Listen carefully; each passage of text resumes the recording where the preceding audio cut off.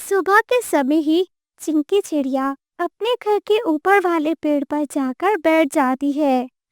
मुझे कुछ अलग लग रहा है। हवा में एक अजीब किस्म का कुछ है, जैसे कुछ सुनहरा सुनहरा मेरे ऊपर बारिश की तरह गिर रहा हो। चिड़िया गर्भवती थी, उसको ऐसे ही अजीब अजीब ख्याल आ रहे थे। तभी वहां पर उसकी सहेली लीला तोती आ जाती है। अरे चिंकी बहन, तुम बाहर बड़े पेड़ के ऊपर क्या कर रही हो? घर के अंदर रहो, कल के नरम दे घोंसले में। हाँ हाँ, चली जाऊंगी। बस आज कुछ मेरा दिल घबरा रहा है, कभी खुश भी होता है। अजीब कुछ सुनहरे सुनहरे मुझे ख्याल आ रहे हैं। हाँ हाँ, मेरे भांजे जो आने वाले हैं इस दुनिया में, तभी तो तुमको ऐसा लग रहा है। जंगल का हरा भरा मैदान और खुशबू भरी हवाएं उस चिड़िया के मूड को अच्छा कर देती थी। 2 दिन गुजर जाते हैं। चिड़िया का पेट अब बड़ा हो रहा था। चिड़िया, तुम्हारा पेट काफी बड़ा हो रहा है। मैं तो कहती हूँ किसी डॉक्टर के पास जाकर तुम्हारा चेकअप करवा लेते हैं। हाँ रितु बहन, मैं भी यही सोच रही थी। मेरे पति तो जब आएंगे तो मुझे लगता है तब तक मैं अंडा दे चुकी होंगी। चिड़िया, अंडा देना इतना आसान काम नहीं है। वैसे भी आजकल अंडा तो सभी पक्षी जाकर अस्पताल में दे आती हैं। अस्पताल में सारी सुख सुविधाएं होती है। हाँ, मेरे पति भी तो कमा रहे हैं, इतना तो वो मेरे और अपने बच्चों के लिए कर ही लेंगे ना। दिन गुजर जाता है और फिर रात में चिड़िया सो जाती है। जैसे ही रात के 2 बजते हैं, चिड़िया के पेट में बहुत तेज दर्द शुरू हो जाता है। हे भगवान, ये मेरे साथ क्या हो रहा है? ये अंडा देने के समय जिस दिन एक माँ को सबसे ज्यादा मुश्किल सहना पड़ती है, उस दिन वो अकेली ही क्यों होती है? वो दर्द की रात चिड़िया के लिए अकेली थी और वो तभी देखते ही देखते एक प्यारा सा अंडा दे देती है। मेरा अंडा, ये क्या है? अंडा अंडा ऐसा क्यों है? मगर सबके अंडे तो सफेद रंग के होते हैं। ये पीला और सुनहरी रंग का अंडा मेरे घर में क्यों? चिड़िया डर जाती है। मेरा पति विदेश में जाकर कितनी मेहनत करता है और मैंने खराब अंडा दे दिया। वो क्या सोचेगा मेरे बारे में कि मैं नहीं चाहती कि हमारी संतान हो। हाँ, ये अंडा अंडा ऐसा क्यों निकला? चिड़िया रोते रहती है। उसकी आंखें हर समय उसकी आंखें बची हुई रात में नम ही रहती है। अगली सुबह उसके अंडे की रोशनी हर तरफ फैली हुई थी। उसके घर की खिड़की दरवाजे से हर तरफ वो सुनहरी रोशनी निकल रही थी। चिड़िया कुछ घास और फिर सूखे पत्ते डालकर उस अंडे को छुपाने की कोशिश कर रही थी। पति जी, लगता है रात में चिड़िया ने कोई खजाना लूट लिया। हाँ, ये चिड़िया के घर से रोशनी कैसी आ रही है? रोशनी तो ऐसी है, ऐसा लगता है जैसे कोई सोना निकला हो इसके घर में। वैसे बात बुरी नहीं, क्या पता इसका पति विदेश से आ गया हो किसी दुकान की चोरी करके। चलो चलो, अभी चलो पता लगा कर आते हैं। तभी वो फनकार कौवा और कवि चिड़िया के घर जाते हैं। चिड़िया, ये तुम्हारे घर में रोशनी कैसी है? कुछ नहीं है, मेरे घर में तो कुछ नहीं है। मुझे लगता है शायद सूरज की किरणों से तुमको गलतफहमी हो रही है। गलतफहमी? ये बातें जाकर सिखाना किसी और को, हमें नहीं। तभी वो सामने वाले घोंसले पर जो तिंक के पत्ते पड़े थे उनको हटा लेती है। रितु, रितु, इसको कुछ मत करो। सोने का अंडा? पति जी, ये मैं क्या देख रही हूँ? सोने का अंडा, वो भी इस कंगाल चिड़िया के घर में। मुझे तो लगता है इसका पति किसी सोनार की दुकान से सोना चोरी करके आया है। बस कर दीजिए, मेरे पति तो अभी तक घर पर है ही नहीं। ये मासूम शक्ल दिखाना किसी और को, हमें नहीं। ये कहकर वो कौवे वहां से चले जाते हैं। पति जी, सोने का अंडा, सोचो हमारे हाथ लग गया तो हम कितने अमीर हो जाएंगे। हाँ, मगर उसको ले कैसे? तुम्हारी वो सहेली चील और उसका पति चीलू कब काम आएंगे तुम्हारे? अब तो जाना पड़ेगा, अब तो सच में मुझे उन सब की जरूरत है। ये कहकर कालिया वहाँ से चला जाता है। मेरा पति तो गया है सोने का अंडा लेने के लिए उपाय बनाने। अब मैं भी थोड़ा सच सवर लेती हूँ, नहा लेती हूँ इन काले गंदे खराब पंखों में। वो सुनहरी अंडा गंदा लगेगा। ये सोचकर वो कवि जल्दी से नदी पर जाती है और वहाँ पर नहाना शुरू कर देती है। अरे कवि बहन, तुम यहाँ पर क्या कर रही हो? गंदी आंखों वाले कबूतर, मेरे पंखों में सुनहरी अंडा आने वाला है। मैं तो नहा रही हूँ। हो, पागल हो गई हो। सुनहरी अंडा, बढ़िया है सुनहरी अंडे वाली। मेरे यार चीलू, मेरी बात सुनो। हो हाँ, बताओ क्या बात है। चीलू यार, वो मेरी पड़ोसन ने सोने का अंडा दे दिया है। हमें किसी तरह वो सोने का अंडा चोरी करना है। वो सोने का अंडा, इसका मतलब अमीर ही अमीर बन जाएंगे। बस तुमको वो करना है जो तुमको मैं बोलूंगा, और फिर वैसे का वैसा करोगे तो सोने का अंडा हमारे अपने हाथ में आ जाएगा। तभी कालिया उस चीलू का पूरा गेटअप चेंज कर देता है। उसको ऐनक लगाता है और फिर सोनार वाली टोपी भी। एकदम सोनार लग रहे हो तुम। कालिया उसको साथ लेकर सीधा चिड़िया के घर आता है। कहो है वो सोने का अंडा। तुम लोग क्यों आए हो यहाँ पर? वो अंडा मेरा है, मैंने दिया है वो अंडा। सोने का अंडा देने वाली चिड़िया, कहानी पढ़ा करते थे कि सोने का अंडा देने वाली मुर्गी हुआ करती थी। अरे चील सोनार, देख क्या रहे हो? सामने वाले घोंसले से वो सुनहरी अंडा उठा लो। हाँ, ये अंडा मेरा रात में चोरी हो गया था। चिड़िया तुम चोर हो, मैं तुमको पुलिस के पास लेकर जाता हूँ। ये कहकर वो जालिम चील अंडा उठा लेता है। मत उठाओ, मुझे मेरा अंडा वापस कर दो। सच में उस अंडे की माँ मैं ही हूँ। वो अंडा सुनहरी हो या सफेद रंग का, मगर उसकी माँ मैं ही। वो एक नहीं सुनते, वो नकली सुनार अंडा लेकर वहाँ से भाग जाता है। चिड़िया भागे भागे अपनी सहेली लीला तोती के घर जाती है। लीला, मैं तुमको कहती थी ना, जब मैं गर्भवती थी तो मेरे ऊपर सुनहरी बारिश होती थी। हाँ, उसकी वजह से अगर मैंने सोने का अंडा दे दिया तो ये लोग मेरे पीछे पड़ गए हैं। अरे तुमने सोने का अंडा दिया तो मुझे आज बता रही हो? ये जंगल वाले बहुत जालिम है। तुम्हें तुम्हारा अंडा कभी भी वापस नहीं करेंगे। मेरे अंडे में बच्चा हो या ना हो, कुछ भी हो, वो अंडा मेरे से है। उस अंडे से मैं हूँ, मैं उसको ऐसे नहीं छोड़ सकती। वो चील उस अंडे को जैसे ही घर लेकर जाता है, वो अंडा सोने के बजाय एक असली का अंडा बन जाता है। अरे ये अंडा किसका है? अंडा अंडा कहाँ है? ये तो सोने का अंडा है। सोने का अंडा? मुझे पागल बनाते हो। सच में तुम बाहर जाकर दूसरों को छेड़ते रहते हो। तुमने छुप छुपा कर शादी कर रखी है। ना ना, कैसी बात करती हो? मैं क्यों करूँगा छुप छुपा कर शादी? तो ये अंडा किसका है? तू जरूर जरूर अंडे की माँ को कहीं छोड़ कर आया होगा। मेरा यकीन करो, ये अंडा मेरा नहीं है, ये अंडा सोने का है। कहाँ है सोना? मैं तुझको छोड़ूंगी नहीं। तभी चील डंडा लेकर अपने पति के पीछे जाती है। वो चील आगे आगे और उसकी पत्नी उसके पीछे पीछे।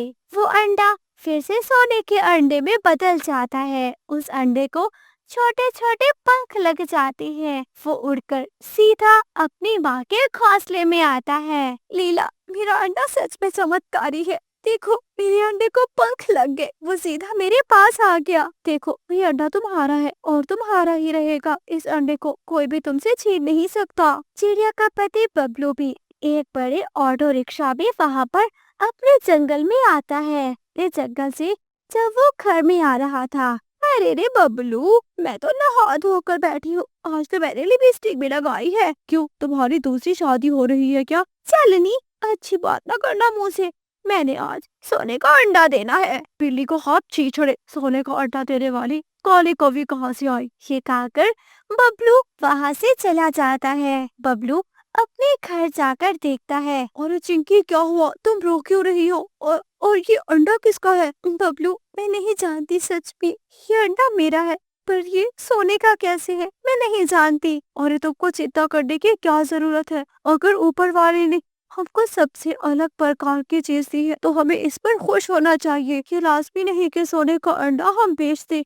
अपने सीने से लगाकर हम इसको अपना बच्चा बनाकर भी तो रख सकते हैं। मुझे बहुत अच्छा लग रहा है कि मेरे पति ने इस सब को कबूल कर लिया, वरना जब से ये अंडा आया मैं तो बहुत परेशान रहने लग गई थी। पति जी कहाँ है? ला, सोने का अंडा। सोने का अंडा तो नहीं, मन करता है एक बड़ा डंडा, उस पर सुनहरी पेंट करके तुमको वो ही ला दूं। चलनी, तुमसे तो मुझे उम्मीद ही नहीं थी कि तुम मेरे लिए कुछ लेकर आओगे। ऐसे ही फजूल में नहा ली, लिपस्टिक लगा ली, मैं तो ऐसे गंदी ही अच्छी थी। चलो पत्नी जी कोई बात नहीं, आखिर तुम अपने पति के लिए किसी दिन सज ही गई ना। उनको ये पता नहीं था कि उनकी बातें जंगल के दूसरे पक्षी सुन रहे हैं। ये सुनकर सभी पक्षी हंसने लग जाते हैं। प्यारे दोस्तों, हमारी कहानी को लाइक, चैनल को सब्सक्राइब करना ना भूलना। आपका धन्यवाद। छोटी सी पिंकी फूलों के पास बैठकर अपनी मम्मा का इंतजार कर रही थी।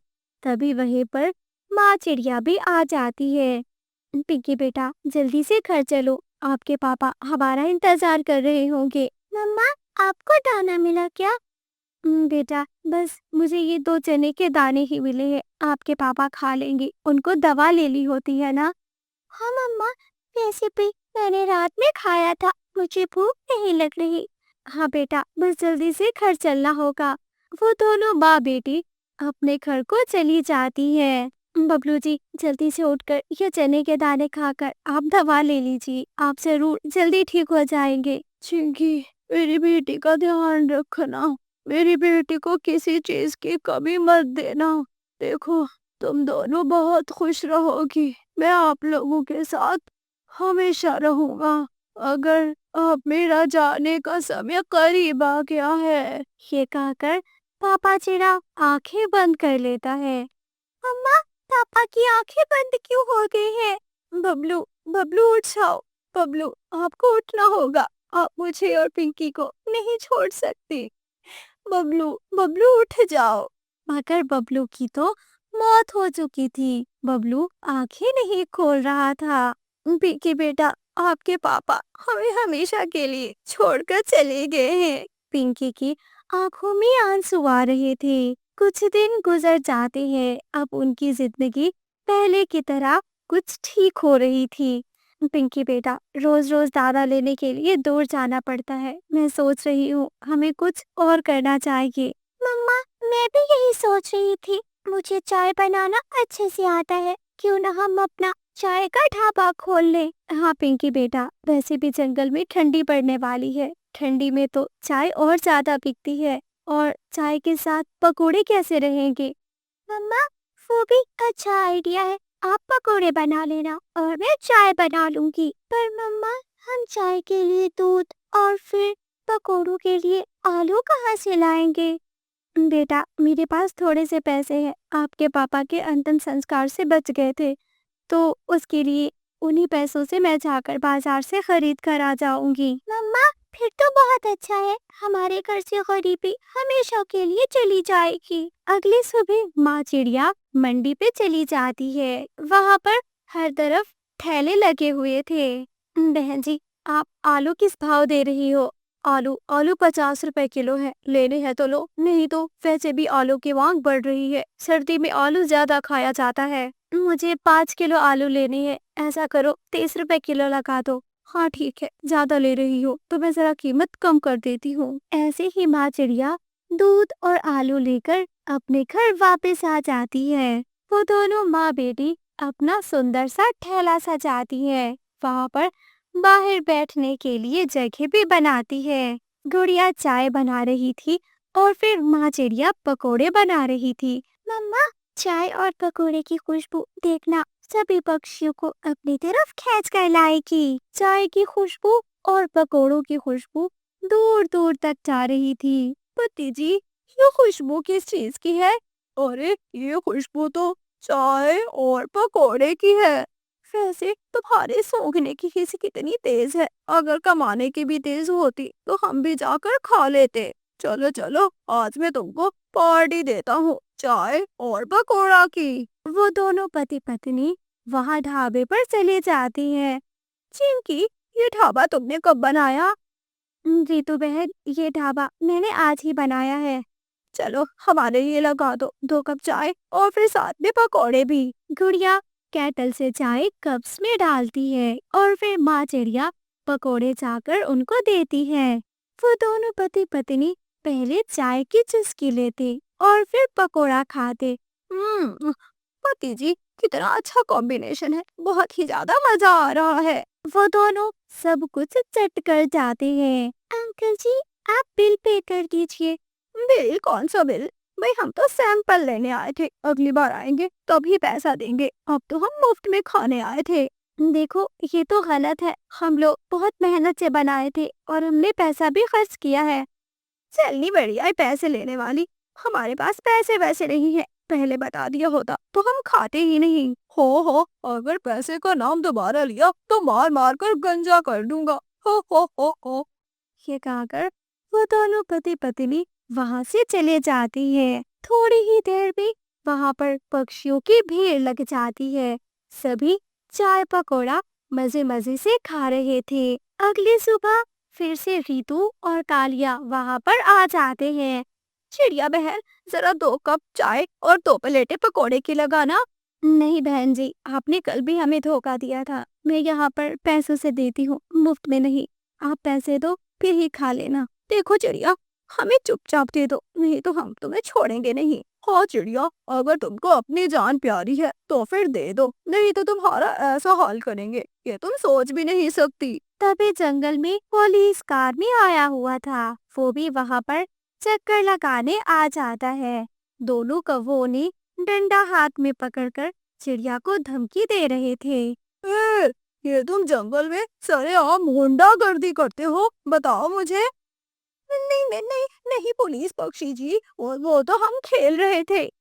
नहीं, मैं विधवा हूँ, मेरी छोटी सी बच्ची है। ये लोग मुझे ऐसे हरास करके मेरे से मुफ्त पकोड़े और चाय लेना चाहते हैं। चलो चलो, जेल तुम जैसे पक्षियों के लिए भूखी पड़ी है, चलो कार में बैठो। पुलिस दोनों को पकड़कर ले जाती है। अब जंगल में ठंडी ज्यादा पड़ने लगी थी और फिर बर्फ जमने लगी थी। चिंके चिड़िया के पकौड़ों की खुशबू दूर दूर तक जाती। वहां पर बैठे जेल में कालिया और रीतू तक भी जाती है।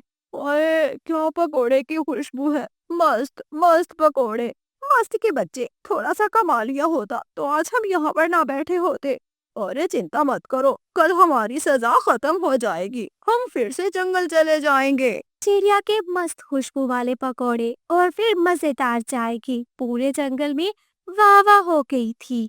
उसके ढाबे पे हर समय भीड़ लगी रहती थी। अगले दिन रीतू और कालिया सजा पूरी करके जंगल में आ जाते हैं। चिड़िया बहन, हमने सजा काट ली, अब हम दोबारा कभी भी तुम्हारे साथ बुरा नहीं करेंगे, पर कोई हल निकालो, हमें चाय पकोड़ा रोजाना दे दिया करो। हाँ ठीक है, आपको चाय पकौड़ा रोजाना मिल जाएगा। रीतू बहन, आप ढाबे के बर्तन धोकर दे देना। और कालिया जी, आप हर किसी को सर्व कर देना। आप लगाओगे प्लेटें तो फिर मेरा काम ज्यादा बढ़ गया है, मैं अपना कोई और काम कर लूंगी। हाँ कालिया अंकल, सिर्फ इसी सूरत में चाय पकौड़ा मुफ्त मिल सकता है। और फिर ऐसा ही होता है।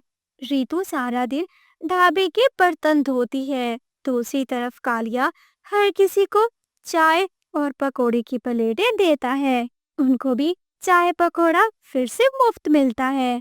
देखो ना, चाय पकोड़ा खाने में कितना अच्छा लगता है, भले काम करने में जितना बुरा लगे, चाय पकोड़ा मेरा तो मूड अच्छा कर देता है। हाँ क्या करे, बिना चाय पकोड़ा मैं तो रह नहीं सकता, इसलिए मुझे भी प्लेटें देना पड़ती है, कप उठा उठा कर देना पड़ता है, और जब मैं बर्तन धोती हूँ वो तो मैं ही इसी तरह कालिया और रीतू पहले ढाबे के काम करते, फिर ही उनको खाने के लिए चाय पकौड़ा मिलता। ठंडी बढ़ती गई और चिड़िया का कारोबार और ज्यादा बढ़ता गया।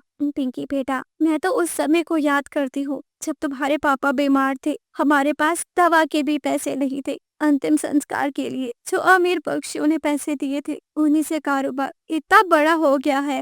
मम्मा, शायद तभी पापा को ये सुख नहीं देखना था, मगर पापा के जाने के बाद हमारी किस्मत बदल गई। तब भी हम आज भी पापा को बहुत याद करते हैं। पैसा आने के बाद भी वो आज अपने मरे हुए पति को बहुत याद कर रही थी। पैसा गरीबी तो दूर कर सकता है, मगर रिश्तों की कभी पूरी नहीं कर सकता।